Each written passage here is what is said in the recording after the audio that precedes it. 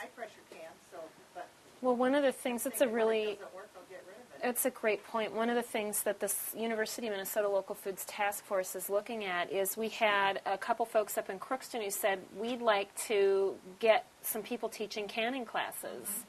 And could you guys set that up? And well, there's only 2 food safety extension staff people in the state of Minnesota. They're the only certified people to teach canning, and they might not want to come up from St. Paul to teach it. So that's what extension is down to. So then they started to say, well, we could do a train-the-trainer thing. Is that possible? So they began to explore some options. The second thing is there is one extension person for fruit and vegetable production for the entire state of Minnesota. Now, how many extension and faculty positions does the U of M have supporting the corn and soybean rotation? Plenty. So, but we have one guy for the entire state of Minnesota to do all of the extension training and support for fruit and vegetable production, but much of what we're talking about with local foods is fruit and vegetable production.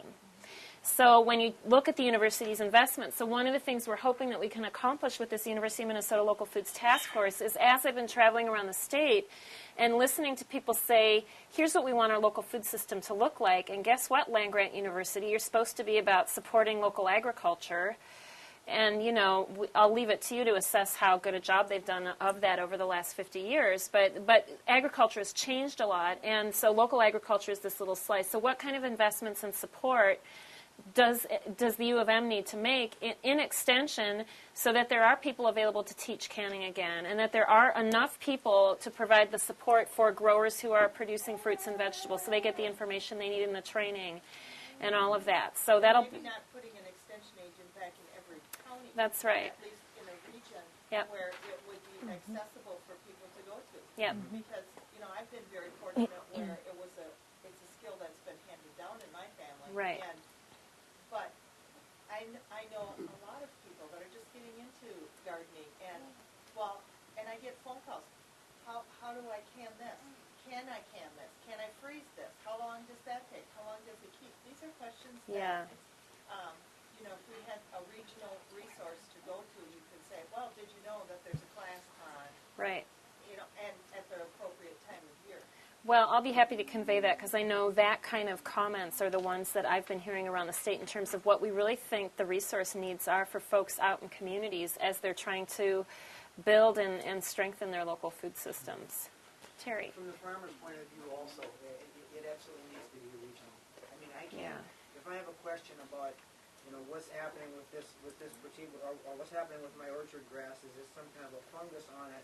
I need someone who's familiar with the region, my climate, my soils, my cultivars. It needs to be regional. It can't be one per state, no matter how good the electronic communication is. That's with right. Farming, that's not the point. That's right. Especially with sustainable farming, it's very, very localized. Right, that's right.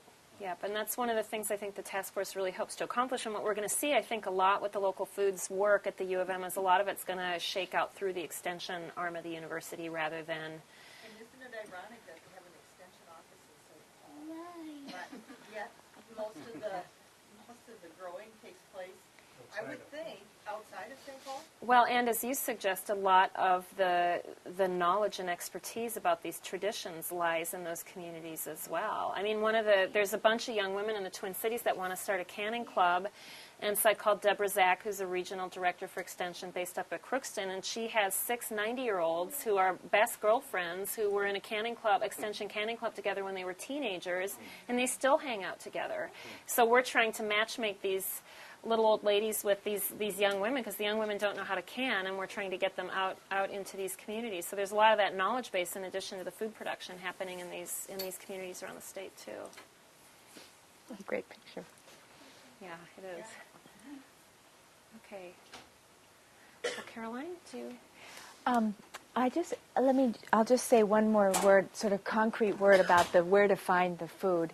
On the end of this first counter, I brought a couple of resources. They're by no means the whole shebang by any means, but they are.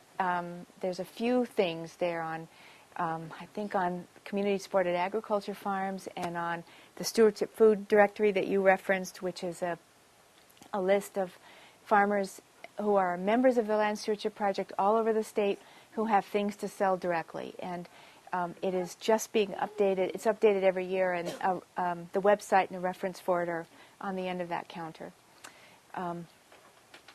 I would ask you to please call me in my Lewiston office if you're looking for anything, and if you don't want to navigate that network or that directory, I'm happy to do it for you, or just go through my Rolodex for farmers who I know, who I work with and play with.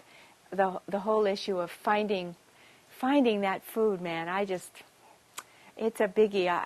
I live it, and I am in it, and so therefore I think it's everywhere, and it's really easy to find. But I hear that concern so often that I realize that we have to do a better job of getting the word out. So you have come to the right place tonight, though, to find local food. So we've put together a counter, the other counter of some of the delicacies that are grown or produced or raised by farmers in this region. There's several kinds of sausage up there, and bread, and jam from the Hoax, and apple pie squares from Harry and Jackie's Apples, and I can't remember what else is up there. So cheese from local farmers. Cheese, okay. Sausage from Caledonia. Yeah. There's stickers up there. So Yeah. So read labels and have a little bit of what we're all talking about here. And thanks for coming. Thank also. you.